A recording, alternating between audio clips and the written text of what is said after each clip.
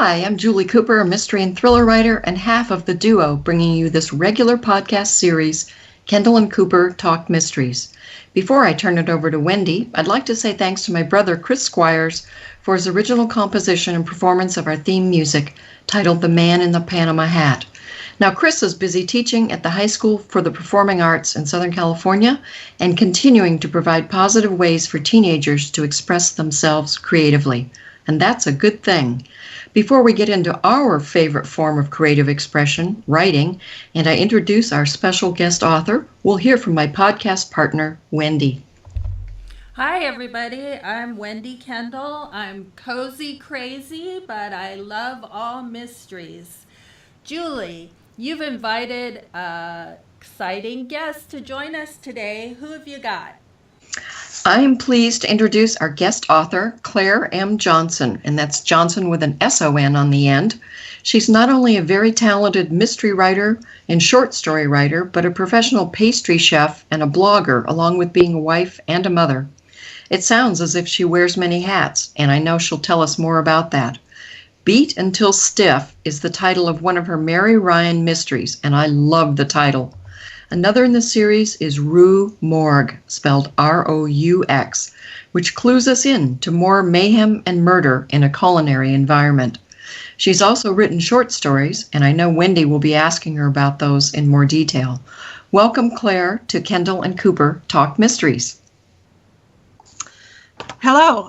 Thank you very much for giving me this opportunity. I really appreciate it. So give a little round of applause to Wendy and Julie. Thank you very much. Great. Well, welcome. I'm going to jump right into a few questions for you, Claire, and I think we can file these under sort of getting to know you questions because a lot of our listeners really want to know more about the person behind the books, behind the writing. So as a former, or should I say recovering professional pastry chef, can you tell us, are there any similarities between baking and writing? I've given this some additional thought, and I think that the most important and perhaps salient connection between these two is that neither cooking or writing happens in a vacuum. The chef needs someone to eat their food, and the writer needs someone to read their novels or their short stories. Both disciplines benefit from community. A well-run kitchen is about timing and camaraderie, and that is also true for writing. I'm in a couple of book critique groups, and I find them so invaluable to the process. What might sound good to you in your brain might be wacko on the page. And, I also believe that both anyone can write and anyone can bake. They're trades. I could literally walk into a kitchen tomorrow and get a job. Well, I wish I could say I could write a book tomorrow and get a book deal. It doesn't quite work that way. But I do believe that anyone can become a decent writer, just like I believe anyone can become a decent chef. But, then there is the dessert that brings tears to your eyes. It's so good. And writing that makes you savor every word. And those people are unique. But basically, they're both creative endeavors, and they bring people together. And that's really important. Really important. You've been very candid on your writing blog, on your website, about how dismayed you are regarding the current state of politics, the divisiveness, and the state of leadership in this country. So in this age of tweets and TMZ and Tinder and Instagram and what seem to be increasingly short attention spans, I wondered, is there still room in fiction for civility and intelligent discourse when people disagree? Now, I realize we're talking about mystery fiction here, so for murder mysteries, something somewhere has to go terribly wrong. Right. I do, but I think it's harder. I think that there is a new sense of entitlement that is going on in the relationship between an author and the reader. I know everybody who writes feels this way. And if you read reviews on Amazon and Goodreads, you get this sense that people want you to write a certain book. They're not willing to sit back and let you take them somewhere, which is a definite shift in the 5 years that I've been writing. They want to be taken somewhere specific. And if you don't take them there, they're not very happy with you. And the amount of really pretty ugly things that people can say on social media about writers, about anybody, I find it shocking. I don't think that if this person was facing you, that they would say this to your face. And what social media does is that it gives you this convenient anonymity that allows people to, I don't know, vent or display their unhappiness with what they feel is entertainment. And this is across the board. I think this happens not only with books, but it also happens in television shows where, say, in a series, a show goes a certain way and the people watching the show, the fans, aren't very happy with it. Right. And they display their anger in very, very strange ways by, writing, tweets or things that, I know, just for an example, like the Sherlock BBC show, when they introduced, Mary, and so many people were in love with, the Sherlock and John characters.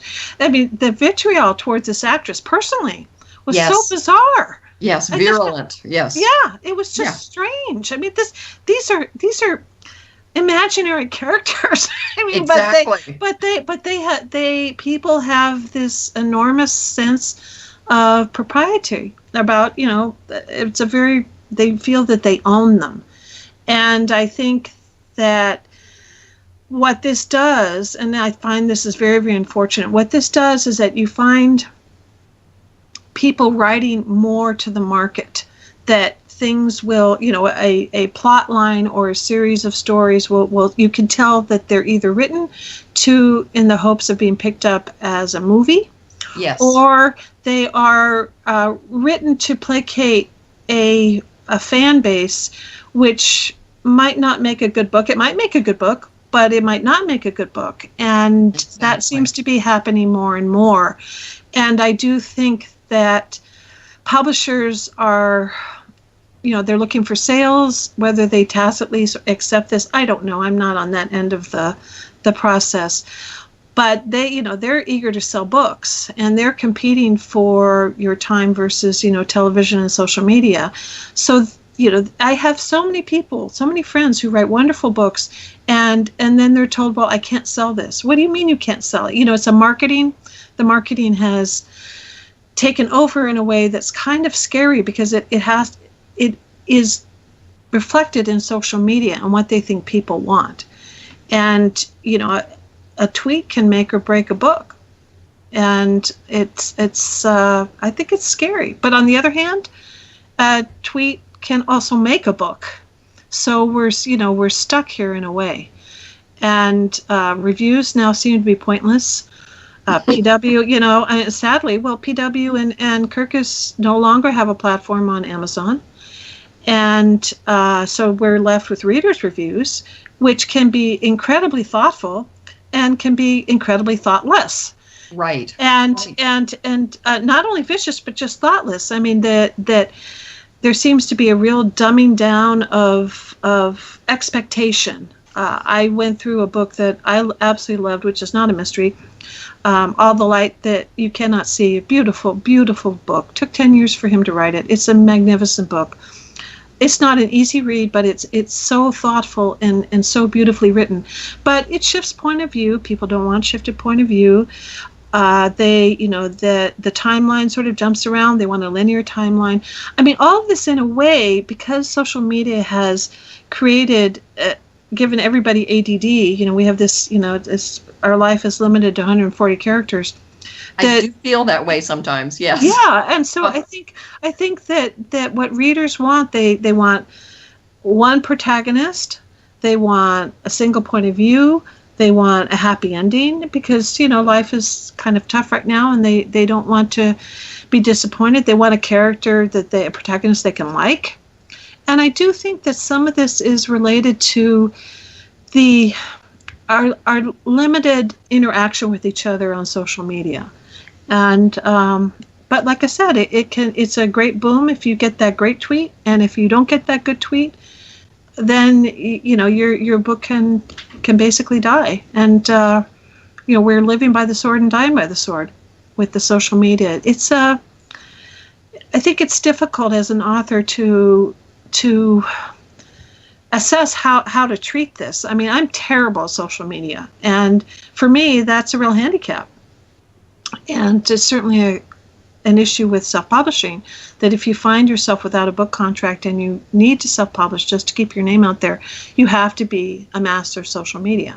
Right. And if you're not, then, as my own experience has proved, self-publishing is just disastrous for me, because I don't want to spend my time on social media. Obviously, I have a Facebook page. I don't tweet, but I have a Facebook page, and I try and connect with people. But then, you run the issue of, how much do you promote yourself on your Facebook page? And then people resent it if you start, bombarding them with, I'm at this event here, I'm with that event here, and then you start to introduce more of yourself, which I know readers want. They want to know the author. But then, I wonder how many readers I've lost because, I'm fairly liberal politically, and that can rub people the wrong way. That's true. If people want to know you and they get to know you on your Facebook page, that might work against you, or it might work for you. So it's you can't hide anymore as an author. Let's put it that way. You cannot hide. There are very few of us. Maybe J.K. Rowling can hide, but the rest of us have to be out there, and people want to know who we are. Of course, she writes really good tweets. I mean, she's pretty funny, but people want to know who the author is. And that's what social media provides. It provides a platform. And if they don't like them, then you're going to lose that person no matter how well you write. That's interesting the way you put that, because to me it suggests that, in the past, books and writings were able to stand on their own merits. But you're right. Now people are factoring all these other things in and not just deciding if they enjoy the work itself. Well, and I find myself as much of there are authors now that I will not read because I've met them in person, and I felt that I did not like them as people because I didn't like the way they treated their fans, or I thought they were selfish, or they were rude, or now that I've met them, I don't want to support them. And it colors, same thing with movies, I mean, it colors, now that we know far too much about each other, it colors, it's no longer a standalone, it's no longer a book, it's no longer a role in a movie. You now have their baggage, you're carrying their baggage, and it affects how you enjoy their art. And I don't know. I mean, again, if they like you, then isn't that great? Because they'll buy every single one of your books until the end of time. Mm-hmm. But if they don't like you, then you've lost a reader through just because, you had a bad hair day, or you just, you accidentally bumped into someone, and which of course is something I do all the time, and you spilled coffee all over them. Of course, I've done that too. But it's the artist, and I use that term loosely, but the artist has become a persona, and people want to know that persona. It's not enough just to enjoy their art. There's a whole nother layer that social media has introduced, and you have to feed that. You can't. Very, very few of us can step back and just write. You have to be exceptional to get away with that. And most of us aren't exceptional. Most of us just write, decent books that just serve an audience. But it's very difficult to not feed into that persona and be successful. Interesting. Yeah. And I think especially for writers, a lot of whom are introverts, it makes it even more of a double-edged sword. Yeah. Yeah. It's really, really hard. And most writers are introverts. I mean, very few of us are extroverted, and we try, but part of it is we're hiding behind characters, right? I mean, they're we're hiding behind. There's a very gossamer thin but strong wall between us and our books, and not necessarily everything that Mary Ryan does is something that I would do, of course, but there are some things that she did in those books that I have done. And this is just an aside that's kind of funny. In the first book, I was describing my parents in the book, and someone that I know picked up the book and was kind of leafing through it in a bookstore, and she knew that I wrote the book based on that passage. She looked at the name, she closed the book just based on the passage that I wrote about my parents' backyard, and flipped to the cover and saw that I had written it. Oh, wow. So yeah, I know. Isn't that funny? Yeah. So yeah, but so we use a lot of ourselves, and that's why I think these remarks on social media really do hurt, because it's so personal. Yes. Even if you're not using, your protagonist as a blueprint for yourself, and you don't usually do that, but anytime you write in first person point of view, it's difficult to make that separation. And people don't realize how personal it is, and how hurt authors, become when they read these reviews that are just scathing and not constructive, just mean. Because I like, constructive criticism is good. It is. I've had people say things about my books, and I've agreed with them. It's like, yeah, you're right. I think a lot of people just don't even know what constructive criticism is these days. Yeah, that's true. But it's also, part of it is the demise of PW and Kirkus. I mean, of course, they're still out there, but they're not, Amazon used to pay them, and that would be the first thing that you would pull up when you looked at a book, was a PW review and a Kirkus review. Right. And Publishers Weekly, or yeah. Right, yeah. And that's not true anymore.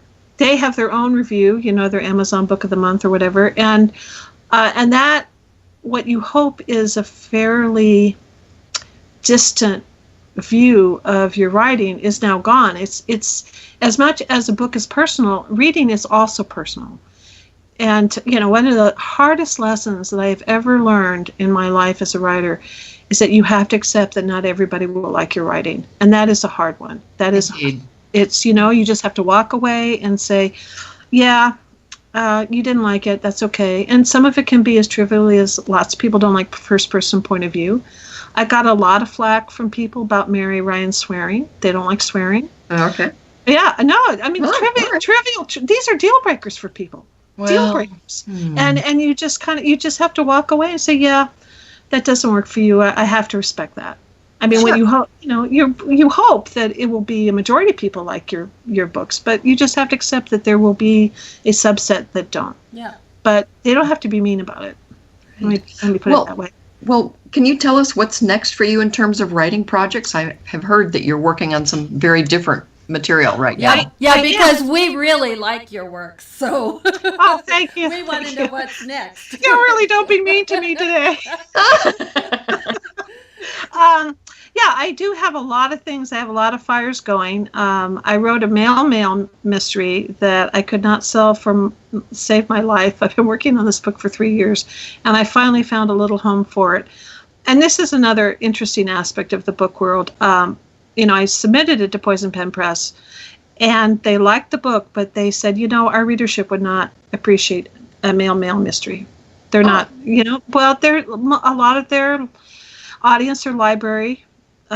They sell to libraries, and it was, I think, just a little bit out of their audience frame of reference. Okay. So, they liked it, but they said, look, we don't think we can sell it to our population, our reading population. And I accepted that. I submitted to them with the caveat, look, I don't think this is for you guys, but, hey, see what you think. And they said exactly what I thought they'd say, which is, no, this isn't for us. We liked it, but it just won't work for our readership. And so I've been trying to shop it around, and I finally found a little home for it. So I'm happy with that, and I'm in the editorial process right now. And when you change series, hopefully you gain a little, some knowledge with a change in series, but also in a new book. So I wrote this from 2 competing points of view, and that was kind of fun. And I love writing in first person, but I wrote this book in close third person. Okay. And depending on their feedback, I might do a sequel to it. But it's also set in San Francisco. It's set in the food world, again, since that's what I know. I have a passion for Jane Austen and wrote a modern pastiche of Pride and Prejudice called Pen and Prejudice.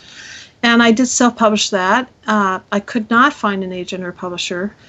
And this is the glory of this day and age where you can self-publish. And it did actually fairly well, considering that I'm absolutely lame at marketing. And because I really am terrible.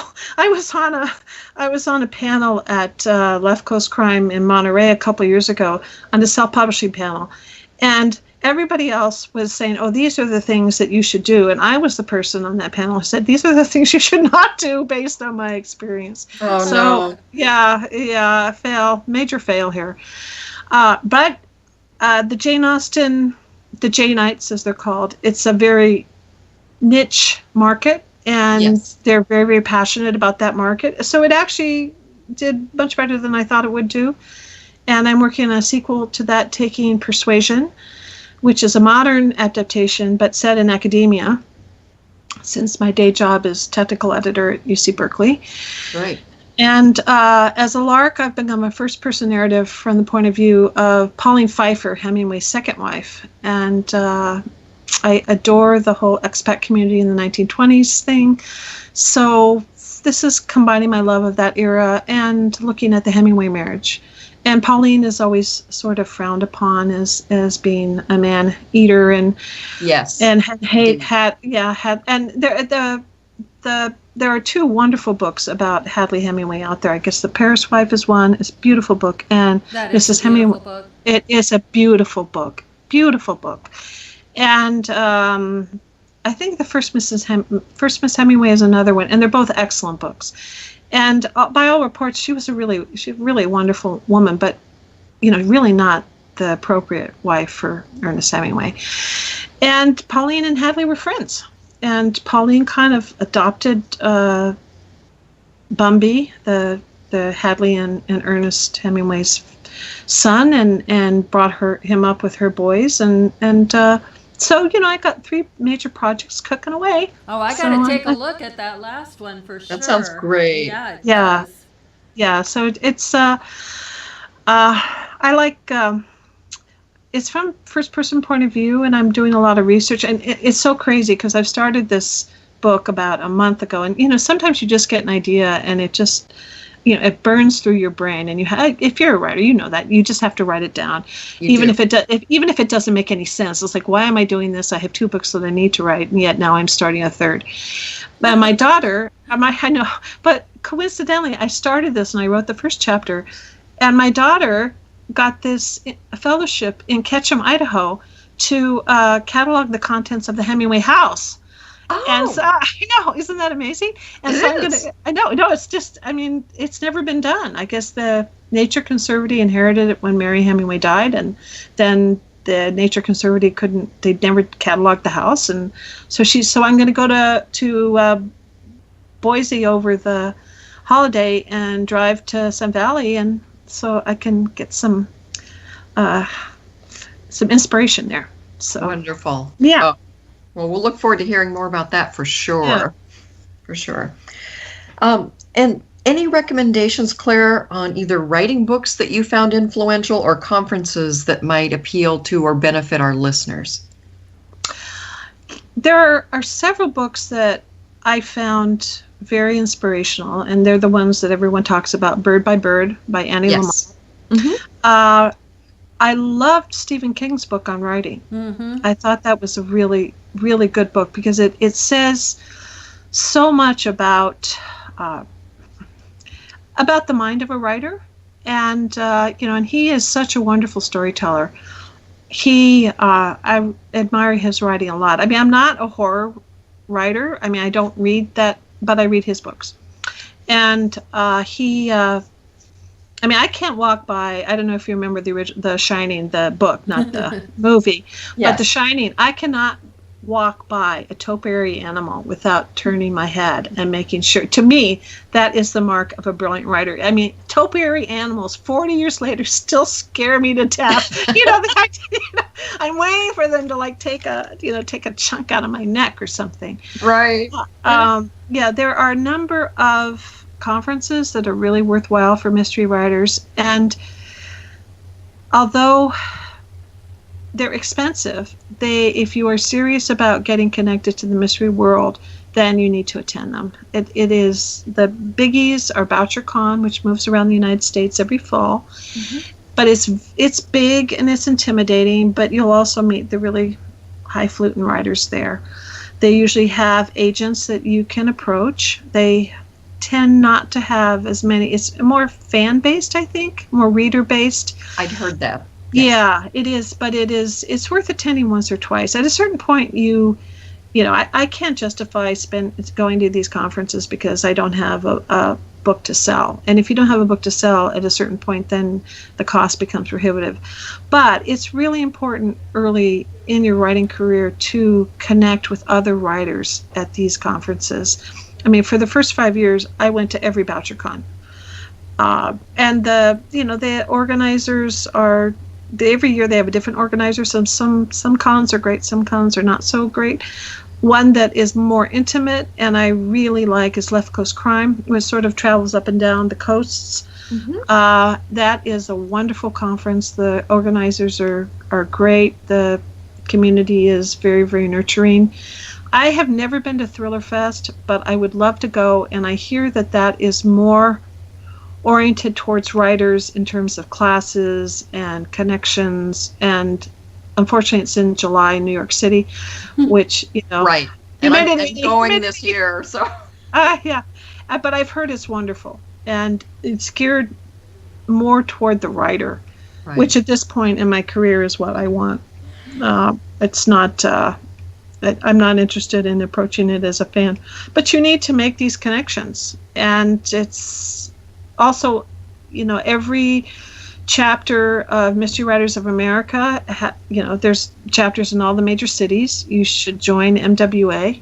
And most of it is to just meet other writers. And agents often have panels at these, MWA events. And like this last weekend, Berkeley has this huge book festival every year, and Mystery Writers of America had a table there. And so I got to meet readers, and I got to talk with other writers. And you need to become, even if you're shy like I am, although I don't sound shy, I am shy, that you need to connect with your fellow writers and learn what is going on out there, if for nothing else. Look what is selling, what is not selling.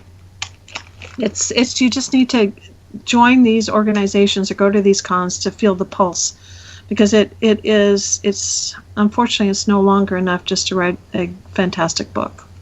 There's definitely pulses out there that I don't know if you ride the wave or not, but at least you need to be aware of them. Good to know. Good to know. And one more question from me, please, or two actually, but please finish this sentence. If I weren't a writer or a pastry chef, I would be what? And why did you answer that way? I would be a landscape architect. Oh. I love gardening. I love working with my hands, which is part of the reason why I was a pastry chef. I love color and form, and all these are sort of interconnected. In that and with the writing, what I'm doing is I'm creating images with words. But I really do like working with my hands. So that would definitely be it. I buy lottery tickets with that in mind. Okay. All right. Cool. Yeah. All right. And is there, for my segment of questions, is there a last question that you wish we'd asked you? Advice for newbie authors: learn decent grammar and write a ton. There are a number of programs out there now that are basically grammar betas. There are many of them are free. I'm thinking of Grammarly has a free program. You can upgrade it, but they have a basic version that's free. The Hemingway Project, interestingly enough, that does a sort of a very truncated. They take out everything but basically a verb and a subject. But it does give you an insight into how many useless words there are. I've started using this pro writing aid, which I pay for. It's a subscription. I've heard that's good. Yes. It is good. You know, Yes. I honestly, I only use the grammar bits, the overused words, which is invaluable, Yes. and spelling. I have a friend that uses that. Yeah, and it really is invaluable because really, when you're writing, you just, and I am a professional editor, and I can't edit my own stuff. I mean, I know, isn't that ridiculous? But it's so personal. And what these programs do is that they just give you sort of curb feelers. Let's put it that way. Sometimes it will try and change a sentence that it doesn't work with the flow of your language. But if you have the chance to present a manuscript to an agent or a publisher, it really has to be the best manuscript you can possibly come up with, you can possibly write. And if there are enormous grammar mistakes in it, nobody's going to give you a second chance anyway. Mm-hmm. But you could have the most wonderful idea for a book, and if it's full of grammar mistakes, then you're shooting yourself in the foot. So I would tell people to either invest in some grammar guides, or use one of these programs as a way just to kind of double check yourself. And I would also say write a ton. I mean, I think people expect that you will just come out of the gate being a writer, and what you need to find out is how your brain works with words. And all of us are really unique. If you ask any writer what is their process, everybody will give you a different story. Some people outline, some people don't outline, some people, write. I mean, I heard that Scott Turow writes like chapter 33, then writes chapter 17, then I'm like, what? Oh my gosh. I know, isn't that insane? And that Michael Connelly never outlines. He just starts writing. So everybody comes at this, because it is really personal. Everybody comes at this with a completely different roadmap. And you need to find out what is your voice. And I think that's key, because you can have, a plot you can always fix. You cannot fix voice. And that just isn't fixable, because it's not, you're not going to entice the reader in. But, you can have a wonderful plot, but if you don't have the voice to complement the plot, then it's not going to go anywhere. So, I would tell people just write, have fun. I mean, write fan fiction, for heaven's sakes. Just have fun with words, and learn how you put together ideas and characterization and pacing, and also learn your grammar. Wise advice. Wendy, I know you've got some questions. I do. The biggest appeal that I found in your books is the humor. It is so funny. And thank you. It's just, you have me laughing out loud for sure. That's a nice compliment. Thank you. It seems to be both situational as well as character-based humor. Can you tell us a little about the challenges of including humor in murder mysteries? And how do you know what you mean to be funny really is funny? That is a hard one, because I think that humor is very, very subjective. I don't, let's put it this way. I don't find there's some humor mean humor I don't particularly like, but a lot of people like mean humor these days. And I like these writing groups. People will tell me this isn't funny or this isn't appropriate.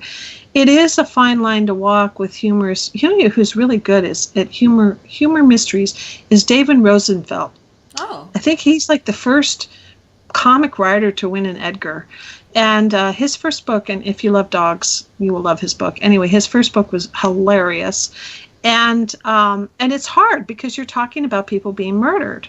So but the one thing that humor does, and also sex does this, but that's a whole nother ball of wax, is that it's a way to create tension in a book. And you have to kind of have, you can't have people be murdered every other page.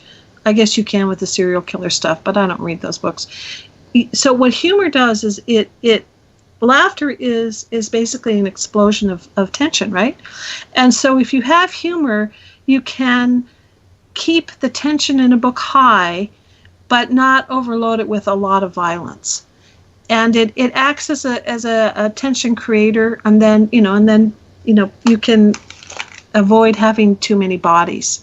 And that's why I think humor tends to work well in cozies, because you don't have the body count that seems to be de rigueur these days. So, and it's hard. I mean, humor is very subjective. I mean, I've had, one of the critiques of my books was that they weren't funny and that my character was really bitchy. Oh my gosh, I didn't see that at all. No, I know. I don't either. But that is a criticism. So humor is not universal. Yeah. And again, that old mantra, not everybody's going to like your books. So you have to use it judiciously. And there are times, because, in my critique groups where several of us are writing murder mysteries, and someone will say something funny, and I'll say, look, you can't do this here. This is not an appropriate time to be funny, because we're talking about, when it's something serious, yeah, then you have to back off. Yeah. Yes. And so that's why I tend to make the humor very situational, not around bodies, obviously, and also, things that I do that I think are ludicrous, like eating Altoids for lunch, which I have done on many occasions, a box of Altoids. And then, the next day, I know. And then the next day my tongue hates me. And, or, just one of the things that is, my daughter says she's inherited this from me. I cannot go out in a white shirt without spilling coffee all over myself. It's like coffee and my white shirts have magnets. And at a certain point, they meet each other. Regardless, I spend a fortune on bleach pens. It's that kind of thing that it is personal and humorous, and we all have funny little weird little quirks about us. And if you introduce those in their books, it reaches out to the reader and says, I'm a dork too. I'm and that is, it's that personal reaching across when you do funny things. Like I'm terribly afraid of dentists, right? And I want to put that in a book, because I know a lot of people are afraid of dentists, and it's a universal. And I have a wonderful dentist, but I had a horrible experience as a teenager, and and I want to use that material, even though some of it is funny, humor is, although it's not universal, it's something that reaches across the page to people. And when you get someone it's like when you make someone cry in a book. It's an emotion. It makes a connection. It does. It makes a connection. Yes. And I wish I wrote books that made people cry. I mean, there's certain books I've read that I cried at the end, but I don't. So for me, I try and make a connection through humor, and I try not to overdo it. But it is a connection. When you make someone laugh, you're sharing, and you're laughing together. Well, I did find, especially in Beat Until Stiff, your protagonist, Mary Ryan, is so funny and at the same time touching, with her innermost thoughts about her relationship with her ex-husband and when she's thinking back about their marriage. So being divorced myself, it was entertaining and also almost a therapeutic journey when you revealed those thoughts with Mary. What was your writing process to make these scenes at the same time funny, poignant, and comfortable for the reader? Well, my parents are divorced, and some of that I used that sense that sadly sometimes love isn't enough, and my parents, they really loved each other, and their marriage was just a disaster. I thank God they got divorced. It was, and they were divorced when I was very, very young. But as that story in Rue Morgue about the, I think it's in Rue Morgue, about the donkeys in the rain. Yeah. You remember that part? I do. That actually happened to me and my sister. My parents, we were out pretending to be a family, because we did that for a long time when my dad would come over and we'd go out for Sunday lunch or something. And we were driving down this sort of semi-freeway in Oakland, and there were these donkeys, these plaster donkeys tied up in the eggplant. And my father's eyesight was so bad, he thought they were real donkeys. And he, jumped out of the car, and we don't know why he jumped out of the car. He drove over a median strip, and we're just like, oh my God, Dad's lost it. He's gone berserk. And then he jumps out of the car, and we're rolling down the windows to see what's happening, and he's going to free the donkeys. And of course they were plaster donkeys. Oh no! And he gets back in the car, and of course, at the time it was so touching and also so sad. He gets back in the car. He's soaked. I mean, it is pouring. And he gets back in the car, and nobody says anything. And we just drive off again. Oh. And it's, and my mother, we sort of talk about that, about how sad it was for her when she realized that this relationship was never going to go anywhere, that she had 2 children by this man. And that's what I wanted to get across, that there really isn't, I never felt, although my father did some really crazy things, but I never felt that he had a lot of demons, and my mom didn't know how to deal with them, and she never could have dealt with them. But he did not do this to hurt her, and he wasn't thoughtless.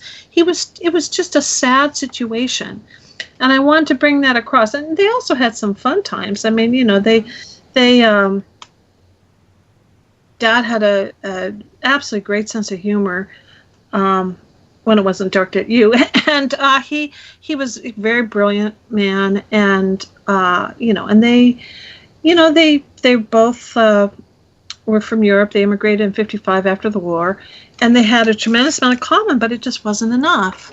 And that's what I think I wanted to get across with Mary, was that it just wasn't enough. And when it's like that, it's not like you can do anything, because the enough just isn't there. Yeah. And I think it's just sad for everyone. I didn't want to demonize Jim or and I mean, I've been married for over 30 years, and I look at the marriages around me, and people, marriage is really hard. It's really hard. And some people struggle, and some people give up the struggle, and maybe they should give up the struggle. And I just didn't want to make any villains here. It just was really sad, and she's sad. Well, Bigger, but not at him. I thought it was just really beautifully revealed, as you have the character sort of living through it. I really appreciated that.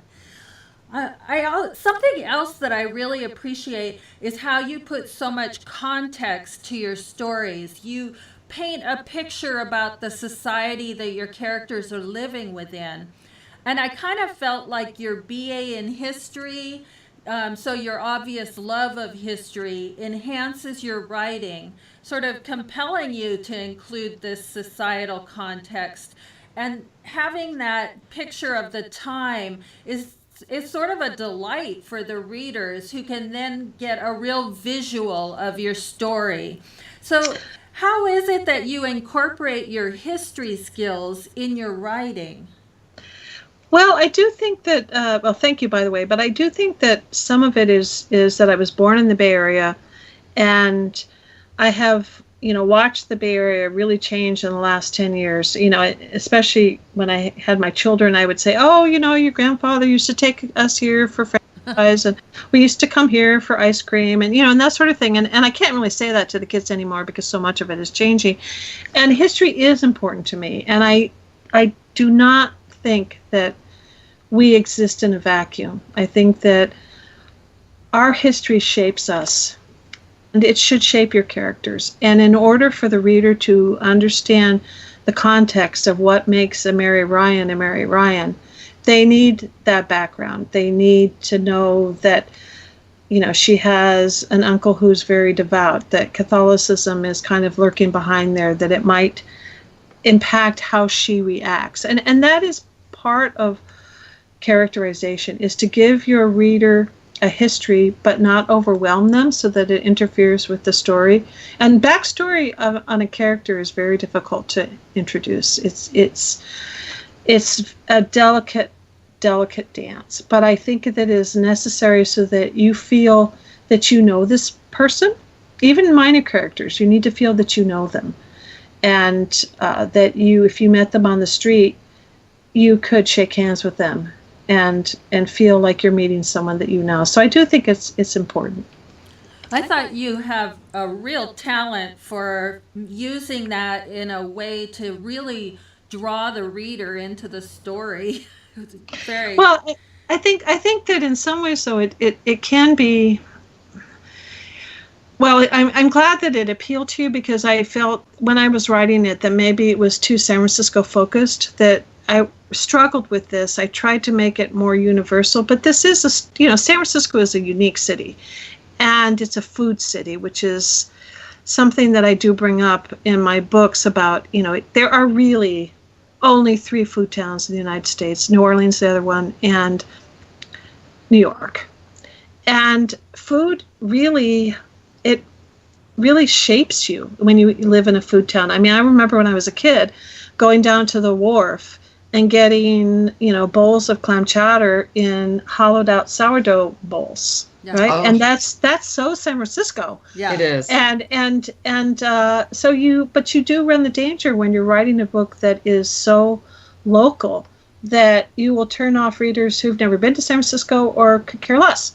But I think that if you are a food person, you care about San Francisco. But it is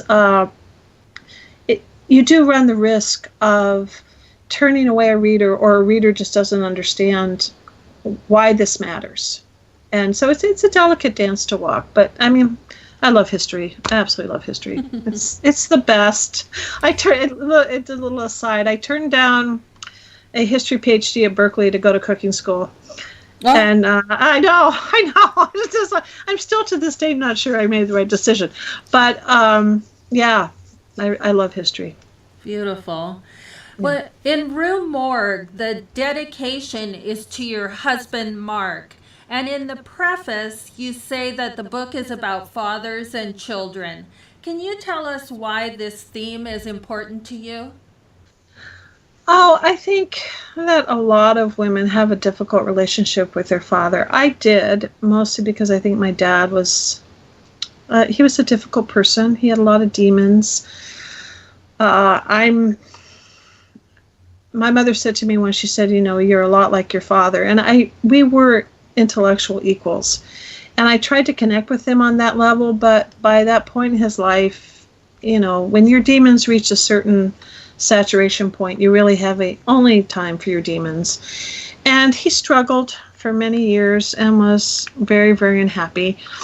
And when he died of some horrible, hideous disease that I won't go into, and it was very long, and it just robbed him of his intellect sort of day by day. And whatever he did in his life, he certainly didn't deserve that sort of death. But in some ways, it was a relief, because my struggle trying to connect with him was over. But then it was also over. You can't, that chapter is done. That book has been written. There's no sequel. And I think that a lot of people feel that way about their fathers and their mothers. I mean, a parent that you want to connect with, and they're just that the map is not there. And as a kid, you struggle and you don't understand and why you can't connect, and you keep trying. And then as an adult, there's a certain, I don't know, I guess acceptance that maybe it's just not going to happen. And then when your parent dies, then it really isn't going to happen. I think you have to come to terms with that. So my father died when I was finishing up Rue Morgue. And another one of those situations where I don't think he didn't want to be a bad father, but he certainly wasn't a good father. But I don't think he knew anything else. It was just another one of these situations that are sad. And as an adult, I look back on that little girl, and it just makes me sad for her, seeing her trying to struggle to connect with someone that, they're just, there was a busy signal there. And it's a lot of us struggle with that, I think. Yeah, interesting way to put it. The depth and struggles of relationships is all too human. I think many authors stop at character development, but I really appreciated your portrayal of relationship development in your books. Well, I do think that is, I mean, my books are character driven. They're not plot driven. I mean, I stumble upon plots, and I mean, there's some people who are just brilliant at plots, and then there are people who are both brilliant at both characterization and plot. And you know who really is great at this, and she really is not given enough kudos, it was Agatha Christie. She wrote a cracking good book, and and her characterization of these people in these little villages, and she was, and then the plots were fantastic, right? I mean, the murder of Roger Ackroyd is one of the greatest mysteries of all time. Awesome. And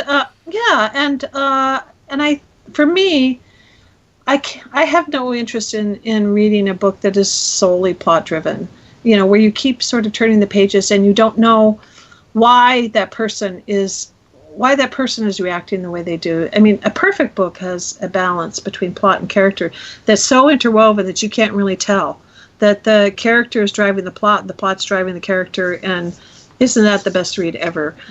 But I am character driven, and I really care about why a character does what they do, and that affects the plot. Why do you do that? Why did you open that door? Why did you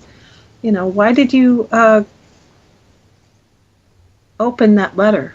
Why? Because you're nosy? Because you're curious? I mean, there's a lot of what a mystery does for me is also reveals not only the puzzle but the character, and that's also for me, that is a great book is where I leap into, I find out why the character does something. Nice. You weave societal issues and political intrigue, well, not intrigue, but issues. I'll just stick with that. And I'm wondering, as a cozy writer and reader, I'm wondering, do you feel that there's an appetite for the cozy mystery group for these kinds of burning societal issues being part of the plot? Because what I noticed is that you kind of weave it into the story. You're not like beating the reader over the head with it, so it becomes really interesting. And I'm wondering, what's your process for choosing the issues that you write about? Well, I think it's very dangerous to be on a soapbox, and I am a soapbox person. I mean, I really had to scale back in both books societal issues, or they would have not become a mystery. They would have just become a political polemic. I think it's difficult to write about politics in a cozy mystery. I think you can overstep your bounds. Part of the lure of a cozy mystery is that it's a comfort read. And so when you write about a political issue, you don't want to take the average cozy reader out of their comfort zone. I have a friend named Janet Finsilver, and she has a cozy mystery series set at resorts. And she does a very nice job of introducing older people who sort of have this group. And she very gently brings up the issue of how older people are ignored, and how you can, have them do things because they are ignored. People don't pay any attention to them. And I've certainly experienced that when I was wearing a chef's uniform. Literally, people just didn't see me. Yeah. Because I was in a uniform. And so I think you can introduce those elements, but in the cozy mystery genre, I think you have to be careful. But, the food business is just a hotbed of social issues. I mean, in terms of minimum wage, in terms of, Latino, literally every kitchen I know, 95% of the people who work there are Latinos. So, and certainly in my case, I would say that maybe 80% of the guys I worked with were not legal.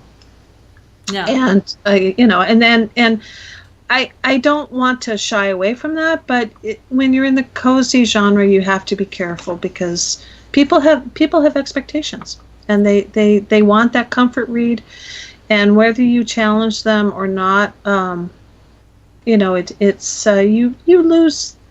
do sort of get close to territory where you're treading on, you're taking them in directions that they might not want to go. So audience is really important. But for me, as an author, at a certain point, you have to decide how much do you write for your audience and how much you write for you. And for me, the political aspects of it are important. So I kind of try and sneak those in. But I'm also conscious of my audience. Mm-hmm. And you're trying to walk a fine line. I saw that it took 5 years to find the publisher for your first book. I know. It's such a wonderful story that's hard for me to believe. How did you keep your energy and persistence and belief alive that it was going to get published? Well, some of it was those 5 years was learning how to write. And the first 2 drafts of Beat Until Stiff were horrible. They were truly just, oh my God, the worst trek in the world. And so some of that was learning me how to write, how to take apart a book and look at a mystery and really do a forensic analysis on it and see what worked, why this book had great pacing, why did I turn the pages of another mystery. And once you start to understand the mechanics, and this is why I think that anyone could be a decent writer, because there are mechanics to writing. There are things that can happen.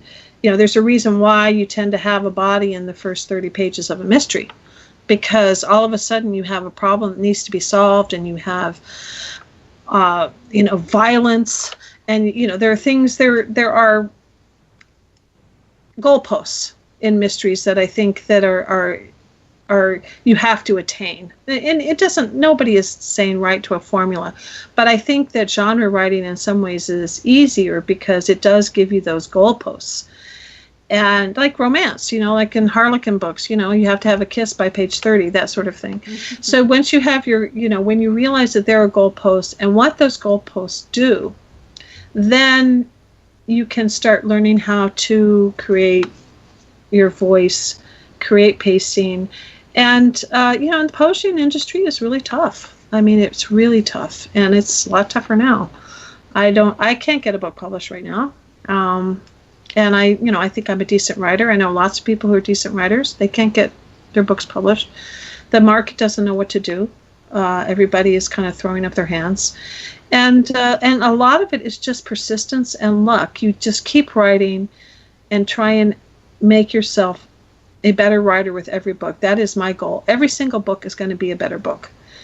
And that is an endless process. I like that. And so you just, I don't see it as a stumbling block. I see it as a way of just making myself a better writer. How can I make my writing so compelling that someone can't put it down?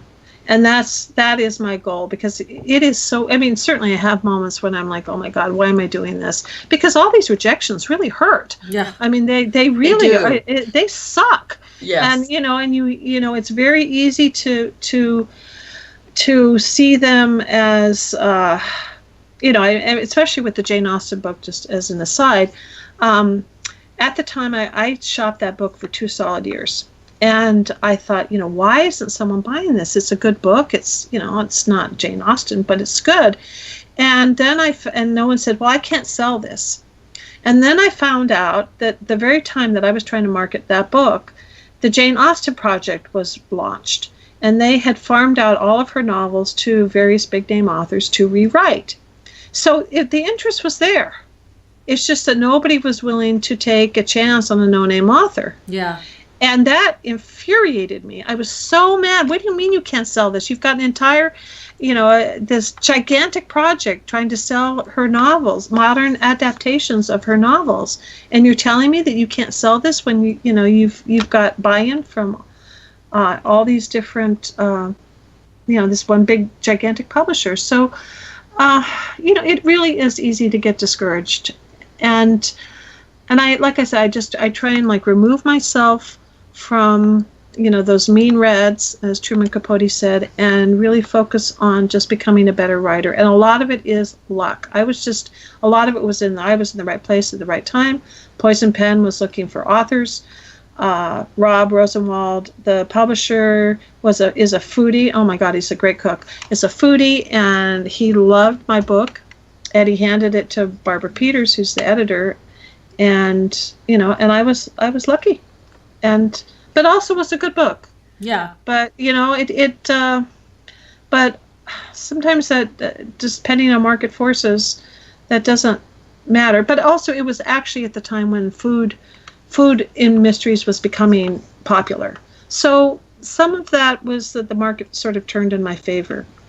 But I don't know what the market wants these days. I just know that I'm never buying another book with the word "girl" in the title. That I do know. I mean, this is just so offensive to me. I mean, gone girl, okay, all right, fine. But now, girl on, it's just like, stop it. Stop it. They're not girls. They're not girls. Anyway, so that's my diatribe for the day. I'm going to switch topics on you a little. You recently wrote a short story for an anthology, and I love the title of the anthology, Debris and Detritus, The Lesser Greek Gods Run Amok. So it's not mysteries, but can you tell us a little bit about the differences writing novels versus short stories? I'm not a short story writer. I find them impossible to write just because I'm so long-winded.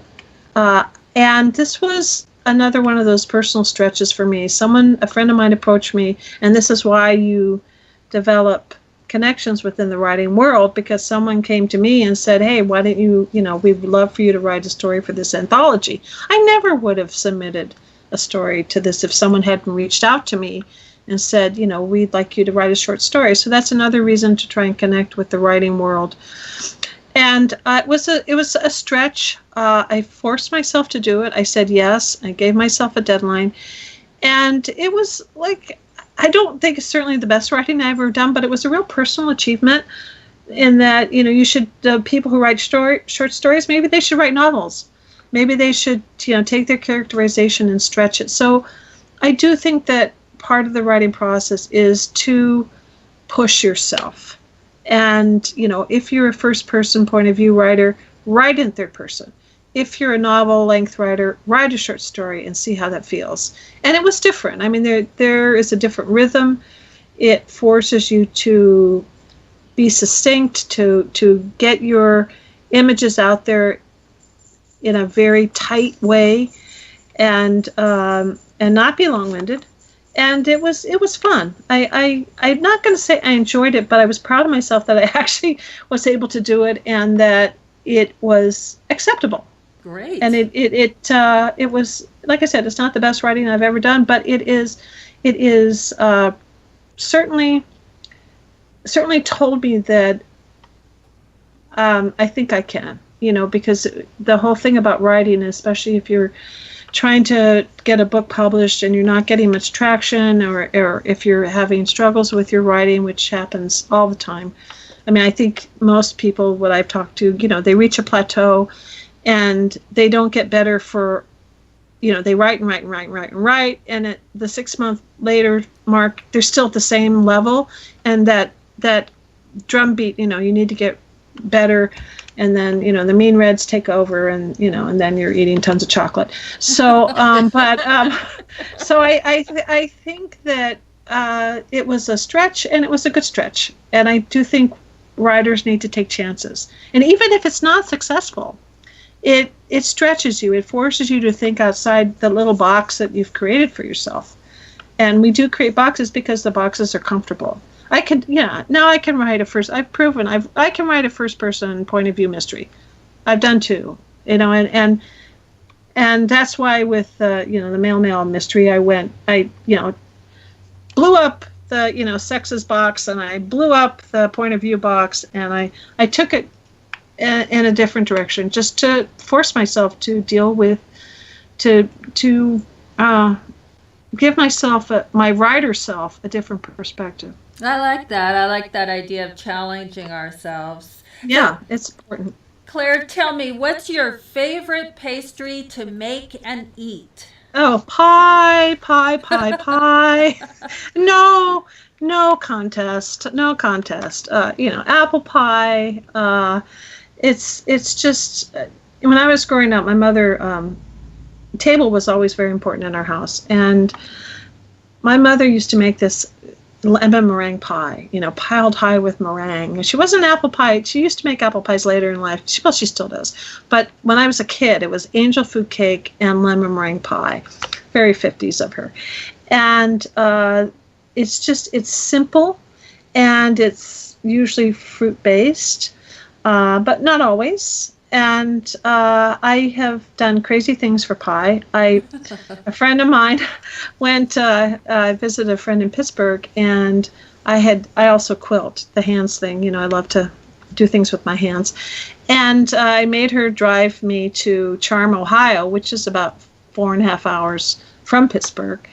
And I wanted to go into Amish country and look at the quilts. And there was apparently a very famous quilt store. I'm sure it still exists, which is next to this restaurant. And so I said, well, why don't we have lunch here?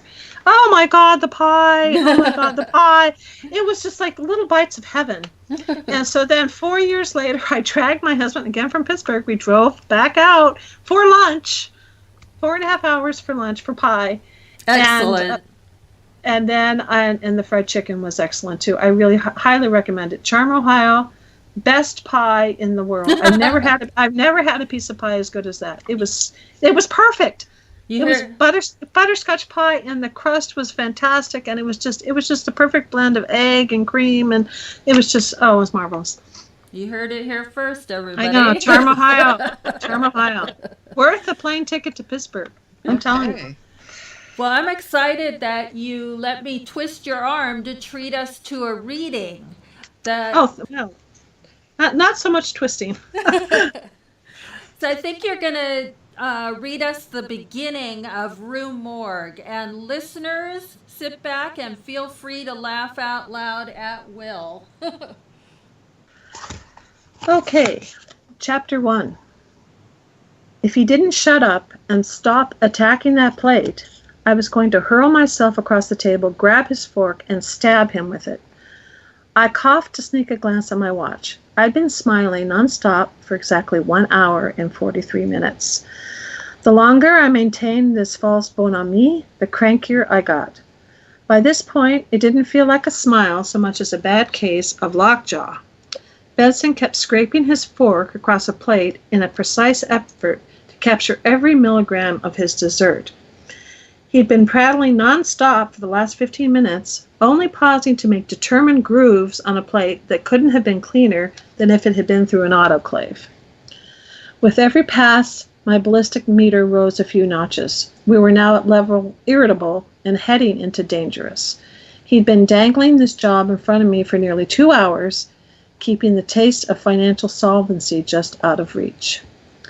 We now have a total of 10 schools, scrape, in 6 states, chafe, each one with 400 students and, grind, plans to open in 5 more states by the end of next year. December 12th. I'd been without a job since mid-October. Bob Benson and I were negotiating my hire for after the new year. If I was lucky, on January 4th, I'd begin teaching students how to bake. In fancy terms, pastry. That's what I do. I'm a pastry chef. And when Bob isn't beating up China, he's dean of École d'Épicure in San Francisco, one of the first and best professional cooking schools in the country. If I was unlucky, I'd be making Christmas presents for my family out of those plastic baskets that strawberries come in. The dining room had been done for the holidays. Elaborate swags of candy pink and white striped satin festooned the walls, culminating in big cheery bows every 15 feet. In my 10-year-old black linen and cashmere sweater, sporting a gigantic moth hole in the cuff, which I discovered halfway through lunch, I felt like a 99-cent present wrapped in an elaborately beribboned box. We were the only diners left. With another scrape of Benson's fork, my smile slipped. The cranky meter shot past dangerous and was hovering frighteningly close to fury. Even though I possessed the business savvy of a kumquat, no hint of impatience or garden variety ennui could cross my face. I'd be fired before I was hired. Memo to self. Mortgage payment, Mary Ryan. Mortgage payment. Grabbing my coffee cup, I swilled down the entire contents, ignoring the little rivulets of pain as scalding coffee scorched my throat. By the time the cup was back in its saucer, the smile was back in place. I needed this job, and if it required parking my self-respect at the door, I'd do it. Well, Mary, I've explained my concerns. Your qualifications are, of course, impeccable. It's the other... Benson's voice trailed off. To really turn the screws, he pulled a fountain pen the size of a Cuban cigar out of his jacket pocket, gestured to the unsigned contract lying on the tabletop, and placed the pen maddeningly beyond my reach. I must admit the other teachers would be thrilled to have you on the faculty. You really were an exceptional student, and your subsequent career, well, with Christmas only 2 weeks away, we must make sure the position is filled by the new year. Whether you are the right candidate, there were those annoying trail-offs again. What do you think of our current batch of students? Pretty impressive handiwork, eh? Benson gestured a plump, well-manicured hand toward the showpieces in the corner of the dining room. I turned up the wattage on my smile even more. A muscle on the left side of my face I never knew existed started a minute spastic tick in protest. Not one, but 3 gingerbread houses, big enough to stable miniature ponies, were grouped in one corner of the room. Picture, if you will, a student piping out 20 feet of melted chocolate for the fencing, although she needed 5, because most of it would break from the heat of her hands. My back ached in sympathy.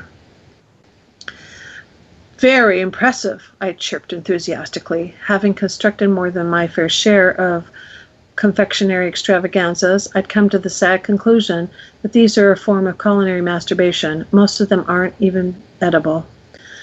Although it's been a number of years since you were a student, I'm sure you'd have no problem getting in the swing of things. When you... Benson's voice trailed off yet again, clearly at a loss on how to finish his sentence. Funny how visions of me stepping on a dead body stuffed into a laundry bag, or discovering a body shot in the head at point-blank range, effectively kills most conversations. Oh my goodness. So good. So thank good. you. Thank you. Love Thank it. you so Thank much. you so much.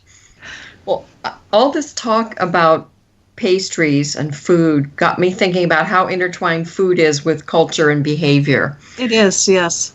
Yes. And there Especially now. There are several editors and well-known agents who routinely tell writers at conferences, in the mode of trying to be helpful, that the writers should not include scenes where people are eating or drinking. And in fact, these agents view those scenes as fluff, as space fillers. However, I'm going to argue for the opposite, that if written effectively, food-related scenes can include wonderful character markers or indicators, which can add depth and insight to your writing. And I'll give you a couple examples. Think about the person who orders in a restaurant and never makes eye contact with a waiter, the same person who never thanks the server or busboy for anything. Then there's the person who gets up after a corporate event and walks into the kitchen to thank the chef and the catering staff. And how about the woman who almost always sends the wine back? And yes, indeed, years ago I worked with this person, I swear.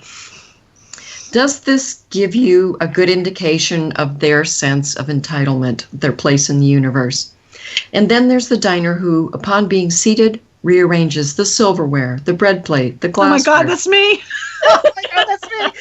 Another indicator that's ripe for exploitation in fiction. And one of my all-time personal favorites from real-life observation, the character who takes business calls during a family dinner, or even worse, a date. There's the one character who orders the same dish from the menu time after time, while another asks the chef or the server for a recommendation. As writer, these are subtle actions you can put on the page without ever having to describe what a jerk the antagonist is as he takes one more super important business call during his wife's birthday dinner. I'm also thinking about the huge cultural divide between American and European dining patterns. Americans want to consume it fast, unless they're in a 4-star restaurant, and they expect that bill on the table ASAP. In much of Western Europe, even in casual dining, you must almost seek out the waiter to get the bill, usually after you've been asked if you want dessert or coffee. So what we view in the U.S. as basic sustenance, they see as an experience, something that contributes to the enjoyment of life. Is it any wonder that Europeans actually enjoy taking their vacations, while many of us still take working vacations with our laptops? It's great fun to write or read about the clash of cultures and expectations, and it's a wonderful opportunity for writers to show and not tell, while readers get to enjoy all the differences. And I know Wendy's waiting in the wings with a book recommendation for us. I do, and in the spirit, I'm going to also suggest a snack to pair with this book. The book is Death in a White Tie, and it's authored by Nigo Marsh. And I'm suggesting that you pair this book with warm chocolate cake with a blood orange mousse. That's Yum. yeah, that's a suggestion that was in Claire Johnson's Beat Until Stiff. It came from her protagonist, Mary Ryan, as she considered different options to serve for a special event to be hosted by a San Francisco socialite at the restaurant that she's working at as a pastry chef. It certainly captured my imagination, and so did this well-done story. It's the 7th in a great series that includes wonderful clues and skillful twists that will keep you on your sleuthing toes. And don't just take my word for Death in a White Tie. It's a recommended read also by Dashiell Hammett, who called this novel the best detective story I have ever read. The author was a New Zealand crime writer and theater director living from 1895 to 1982. In 1966, she was made Dame Commander of the Order of the British Empire. Internationally, she's best known for her 32 detective novels published between 1934 and 1982. Along with Dorothy L. Sayers, Marjorie Allingham, and Agatha Christie, she's been classed as one of the 4 original queens of crime, female writers who dominated the crime fiction genre in the golden age of the 1920s and 30s.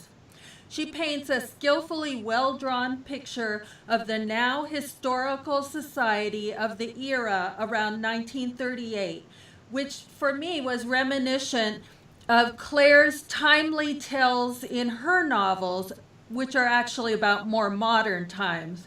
Included in the setting of Death in a White Tie are some societal issues of that time, artfully woven within the story. I find it fascinating to see the evolution of the 1938 cozies to today's. Julie, what's your book recommendation? Well, this is a little out of the ordinary for me, but I think there's a reason I've been drawn recently to historical mysteries in particular. And I was honored this spring to be a critiquer, if that's a word, or judge for a national fiction competition, and I chose to look at historical fiction entries. So I've been more focused on how writers successfully immerse a reader in a vastly different time period, whether it's 1938 or the 17th century. And no, it's not just about describing the fancy clothing or using old terminology or dialect. It's much more difficult than that. While I was vacationing in Italy, I discovered a remarkable book called The Miniaturist by a young writer named Jessie Burton. It's not only her debut novel, but also became an international bestseller, one that I had never heard of before. It's a gripping and suspenseful story of a very young woman, Nella, who marries into a wealthy Amsterdam family in the 17th century without really knowing her husband. They actually married by proxy as part of an arranged marriage. While she's awed by the affluence of the household, there are many strange things going on behind closed doors, and most of them relate to her much older husband, an influential merchant trader for the Dutch East India Company. The mystery centers around a unique cabinet he gives her as a wedding gift, a miniature replica of the house she now lives in, complete with human figures and some oddly predictive additions in terms of furnishings and accessories. It's almost as if the miniaturist knows the secrets of the house's occupants and produces detailed artifacts to fit the miniature house. Or are those tiny furnishings meant as warnings? The book's been described as a compelling, atmospheric literary thriller by the Sunday Times of London. It's been called a feminist coming-of-age story, and the New York Times called it a seductive meditation on greed and power. The writing is truly exquisite. You can almost see the gleam of light on the pewter dishes, touch the richness of the silk brocade, and feel the despair she has as a trapped outsider in a highly stratified and repressive Calvinist society. It's that good. You feel like you're there. Now, getting back to the subject of social media and Amazon reviews, one of the first reviews that popped up on this book was a very negative one. But I've got to say, if you like every question answered in your fiction and all the loose ends tied up, this is not the book for you. It's a literary thriller, so the author leaves certain issues for you to reflect upon. And with writing this good, hopefully you will. For me, it brought back feelings I had at 18, moving from Southern California to an ultra-conservative Dutch Reformed Protestant part of the Midwest. A huge transition. And as for a snack to pair with my book, my choice would be a caprese salad, perfect for summer. There's the creamy, innocent smoothness of buffalo milk mozzarella cheese, the earthy flavor of vine-ripened tomatoes, an accent of basil, and the soft, dark, syrupy, tangy seduction of a well-aged balsamic vinegar, with perhaps a light dusting of sea salt. A lot of contrast and perfection on a plate. And Claire, I know you have a book recommendation for us as well. I do, and I think that is extremely apropos for this political climate. It's Le Carre's Tinker Tailor Soldier Spy. This is my favorite book in the genre, and nobody does geopolitical thrillers as well as Le Carre. And this is one of these books that I feel marries the plot and the characterization so perfectly. And I would recommend having a rhubarb strawberry fool with this. It is a very, very English dessert where basically you mash up rhubarb and strawberries and then you create sort of a syrup. And then you fold in whipped cream. And it's light and refreshing, and the strawberries are sweet, and the rhubarb's tart, and it's just delicious. So that would be my recommendation. That you have English dessert, you have Russians, you have spies, and you have absolutely brilliant writing. Absolutely. That's my recommendation. He is a master, truly. He is. Well, I think that's almost a wrap-up for this session of Kendall and Cooper.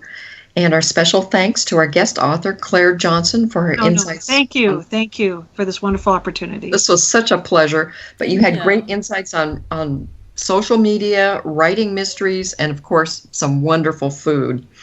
We'll look forward to updates from you on your new writing projects, and as those things complete and meet the marketplace, perhaps we'll have you come back and tell us how it's going.